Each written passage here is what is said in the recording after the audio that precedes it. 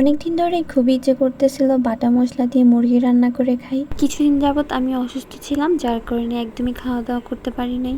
আর বড় মাছ খাইতে খাইতে একদমই মাছ খাওয়ার রুচি চলে গেছে। তাই আপনাদের ভাইয়া আজকে বাজার থেকে আমার জন্য কিছু ছোট মাছ, সামুদ্রিক মাছ আর মুরগি নিয়ে আসছে। তার নাকি মন চায় বাজার গেলে সবকিছু নিয়ে আসতে, তাই অনেকগুলা মাছ আনছে আজকে। ছোট মাছ আমি অনেক পছন্দ করি, বিশেষ করে সমুদ্রের মাছগুলো আমার অনেক বেশি ভালো লাগে। আমি সবসময় এই মাছগুলাই আনতে বলে তাকে, তাই সেই আমার জন্যই এগুলা বিশেষ করে নিয়ে আসে। এই সবগুলা মাছ কিন্তু একদমই জ্যান্ত মাছ। এখানে ট্যাংরা মাছ আছে, এগুলাও একদম জ্যান্ত নড়তেছে। অনেকগুলা মাছ আছে এখানে, পাঁচমিশালি মাছ আছে, পাবদা মাছ সহ অনেক রকমের ছোট মাছ, বড় মাছ, কই মাছ সহ সব রকমের মাছ আছে এখানে।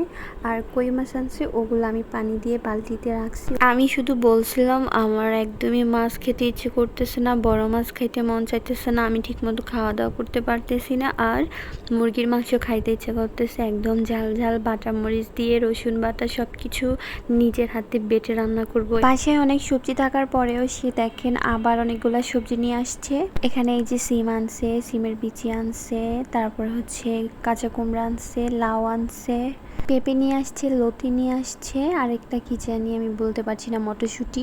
আমাকে মুরগি একদম কেটে বেছে ধুয়ে সে রান্নাও বসাই দিছে, বাকিটা আমি কাজের জন্য ভিডিও করতে পারি নাই। যাই হোক, এমন একটা মানুষ পেয়েছি যে কিনা বাইরে কাজ করে এসেও আমাকে কাজে হেল্প করবে। শুধু আজকে না, সব সময় সে আমাকে কাজে হেল্প করে। তো যখনই সে মুরগি মাছ নিয়ে আসে, সে আমাকে মুরগি মাছ কেটে দেয়, আমি একা একা কাটতে পারি না।